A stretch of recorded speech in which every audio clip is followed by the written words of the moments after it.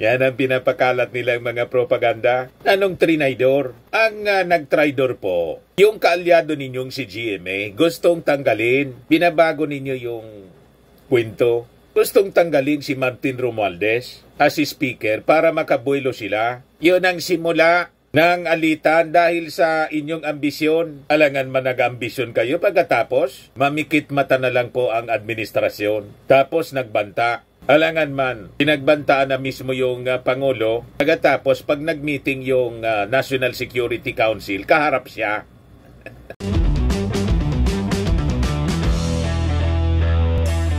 Ito naman po yung bago naming product na binibenta online. iGlow Serum, whitening po siya. Tingnan ninyo yung epekto sa aking anak na architect before and now. Yung mga inquiries po ninyo, dumiretso na lang kayo sa kanyang Facebook account, Riz Maravillas. Tinawag ngayon mga kababayan ni Executive Secretary Lucas Bersamin na malisyosong pahayag yung mga sinasabi na yung pagtanggal mga kababayan pagsiba kay Sara Duterte ng ating Pangulong Bongbong Marcos sa National Security Council is a prelude to martial law. Pumalag po ngayon si Secretary Lucas Bersamin. So na-observe natin, nagiging madalas na yung pagsasalita ni Executive Secretary Lucas Bersamin. So tama ito mga kababayan. Sa bagay, last month, ito yung sinasabi ng ating Pangulong Bongbong Marcos na yung kanyang administrasyon will be more open to media. At saka, i-engage niya mga kababayan, ang mainstream media para labanan po yung mga purveyors ng fake news. Karamihan kasi po yung mga nagpapakalat ng fake news, ginagamit po yung social media. Lalo, siyempre yung kampo ng mga Duterte. O ngayon, sinupalpal ni Lucas Bersamin mga kababayan, una si Panelo. Ngayon naman po, ang sinupalpal ni Bersamin, si Harry Roque. Sabi ni Lucas Bersamin mga kababayan sa mga bashers ng ating Pangulo, malisyosoan niya yung mga sinasabi ninyo na yung revamp na ginawa ng Pangulo sa National Security Council is a prelude to martial law. Never niya yan na pumasok sa isipan ng ating Pangulong Bongbong Marcos. So ngayon mga kababayan, ayaw nang manahimik lang ng Palasyo Malacanang sa mga paninira po ng kampo ng mga Duterte. So tama lang po ito na ginagawa ng Palasyo Malacanang kasi sumusobra na po sila, namimihasa. But before ko mga kababayan ibigay sa inyo yung full story ng balitang yan, click subscribe muna dito sa ating YouTube channel and hit the notification bell para lagi po kayong updated sa mga kaganapan dito sa ating bansa. Like and share na rin po ninyo ng ating video at huwag na rin po ninyo na skip yung ating mga commercial ads para tuloy-tuloy lang ang pag-unlad ng Bagong Pilipinas. At itong ating programa mga kababayan, atid sa inyo nitong ating mga sponsors. Firmax Firming and Lifting Cream. Pinapay po sa mga pulses in affected area. Mainam po ito sa mga pains at paninigas ng mga kaso-kasuan. Ito sa mukha naman yung application, anti-aging, Automax po siya. Ito iGlow Zero mga kababayan, whitening po siya, made in South Korea. Ito naman po, Ningxia Red Mix Fruit Drink, gawa po siya sa goji berry, may anti-cancer properties po siya. At sa mga nagana po ng malinis and spacious fitness gym, pumunta lang po kayo sa aming Colossal Fitness Gym. May Grab Car Rental din po kami. At bills payment po sa aming office. At saka sa mga mahilig po sa mga imported bags, manood po kayo sa live selling ni Madam Aileen Rosales sa kanyang Aileen Closet po. Pati mga shoes, ito yung kanya po. Ito yung kanyang page. Kita ninyo, napakagandang mga online selling po siya. Si Madam Aileen Rosales. Cellphone number niya po, 773-798-7816. Sa balikan natin yung ating kwento. Ito yung mga pinapakalat po ng mga kampo ng Duterte. Gamit yung TikTok.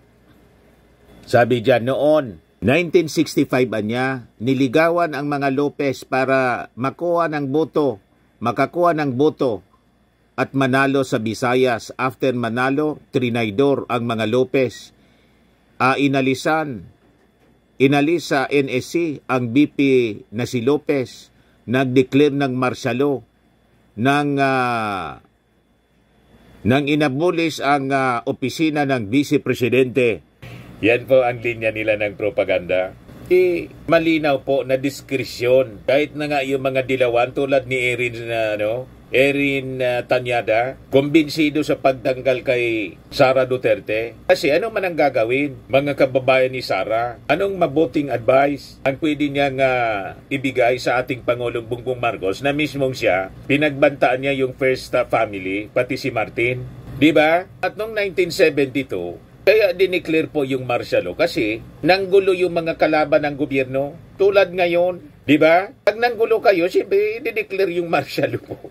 Pero, as of this time, sabi ng Palacio Malacanang ni Executive Lucas Bersamin, Executive Secretary, wala yun sa isip ng ating Pangulo. Pero subukan ninyo na manggulo.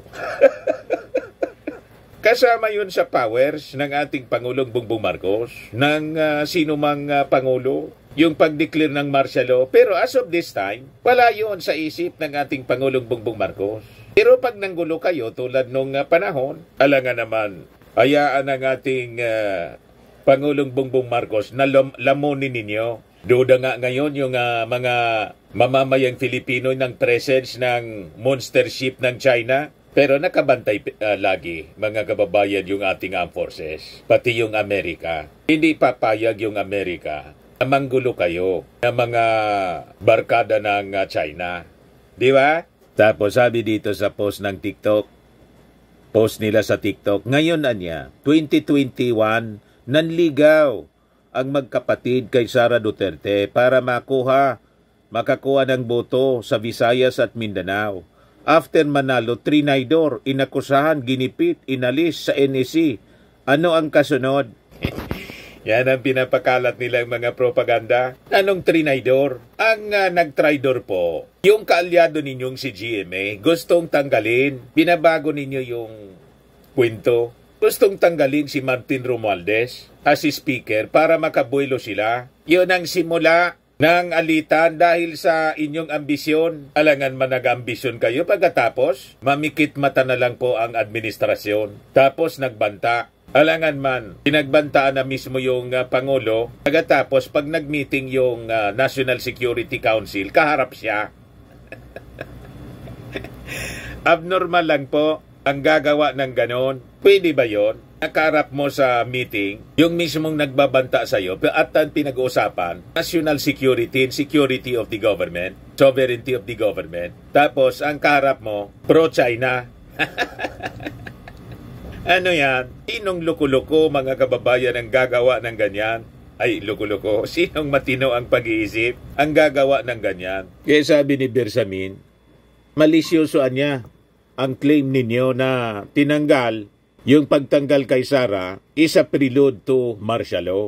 So si Lucas Bersamin nga, mga kababayan, ngayon yung bagong knight in shining armor ng ating Pangulong Bongbong Marcos. Sa Congress po, si Martin Romualdez. Sa executive po, siyempre yung mismong little president, si Lucas Bersamin. Siya na ngayon ang nagsasalita, mga kababayan.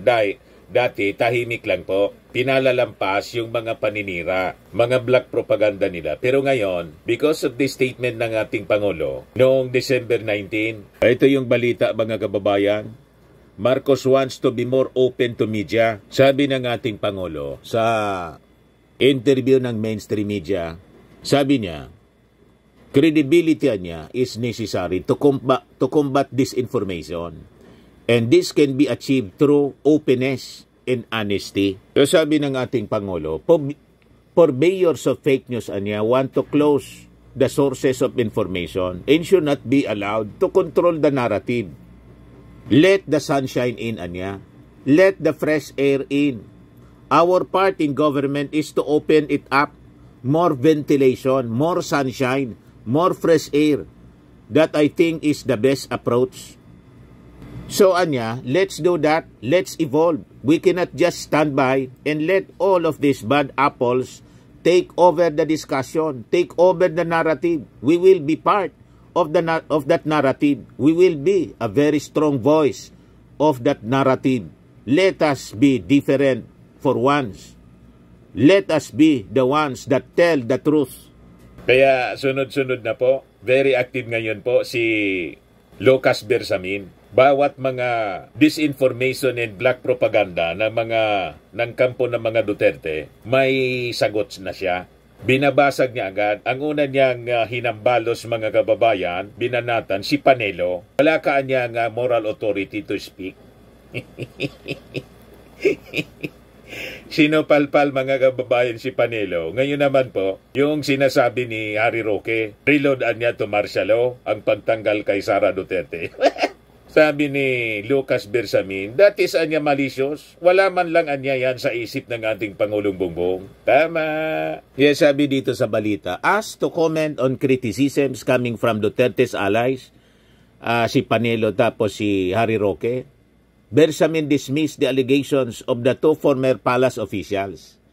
Sabi ni Bersamin, declaring martial law niya is farthest from the president's mind, as he is focused on ensuring the country's economic prosperity, Filipinos' health and welfare, and the completion of his legacy projects. Yun ang yan tutok ng ating Pangulong Bongbong Marcos. Wala man lang yan, di yan sumagi sa isipan yung pagdeklara ng martial law.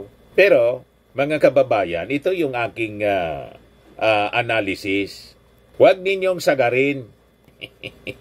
Pag sinagad ninyo, alangan naman, mamimikit mata na lang ang ating Pangulong Bongbong Marcos habang kayo patuloy na nanggugulo. Hindi po yun maaari, mga kababayan. At yung pag-declare ng martial law, parte siya sa powers.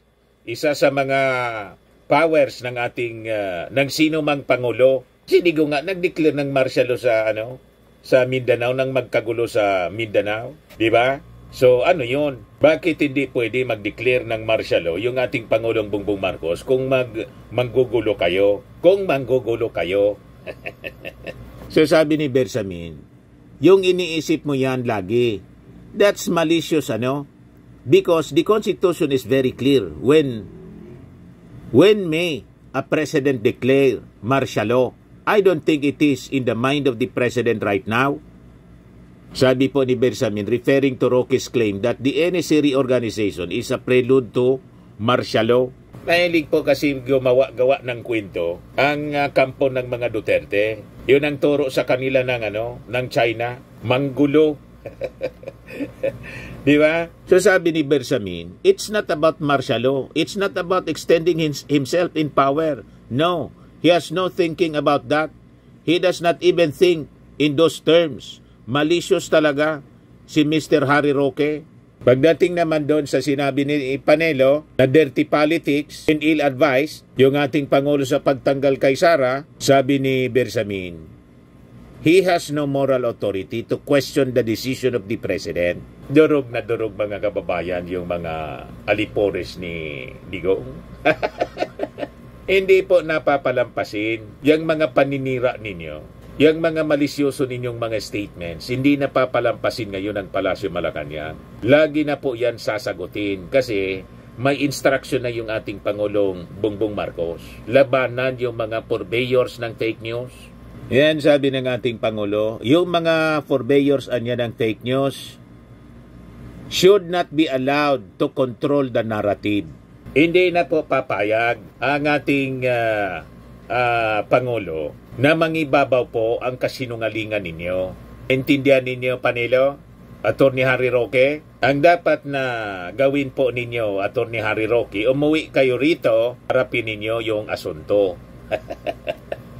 Hindi yung tago kayo ng tago. Tama?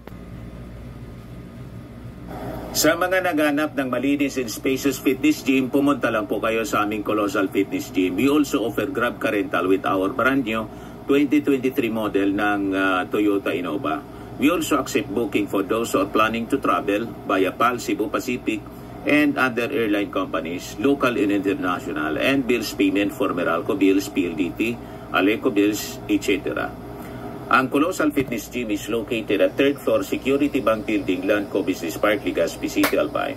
For inquiries, look for Chilon Maravillas. Contact number 0966-802-0949. Yan yung aming Innova. Lagi na pong matao sa amin. Pati mga foreigners po, tingnan ninyo. Mga British tourists sila. Ang lalaki ng katawan na, mga kababayan, nag-gym sa amin. Ito naman po, Indian National. Ito mga mga European sila. Ito naman yung bago naming product na binibenta online, Eye Glow Serum. Whitening po siya galing sa South Korea. Tingnan ninyo yung epekto sa aking anak na architect entrepreneur, Riz Maravillas. For inquiries, look for Riz Maravillas on FB. Ito naman po, Firmax Firming and Lifting Cream. Pinapahid po ito sa mga pulses and affected area. Mainam po ito sa mga pains at paninigas na mga kaso-kasuan. Ito po, Automax Radiant Serum. Sa mukha naman yung application. Anti-aging po siya. You will look 10 years younger than your age. Sa mga cancer patients naman po, baka lang gusto niyo itong itry. Nengxia Red Mix Fruit Drink. Hindi man po siya gamot, food supplement siya. Kaya lang, gawa siya mga kababayan sa goji berry. Yung goji berry may anti-cancer properties. Yung mga inquiries ninyo, dumiritso na lang kayo sa aming messenger sa Facebook para masagot namin agad. Ayos po. Ako po si Dante Maravillas. Bye-bye. God bless.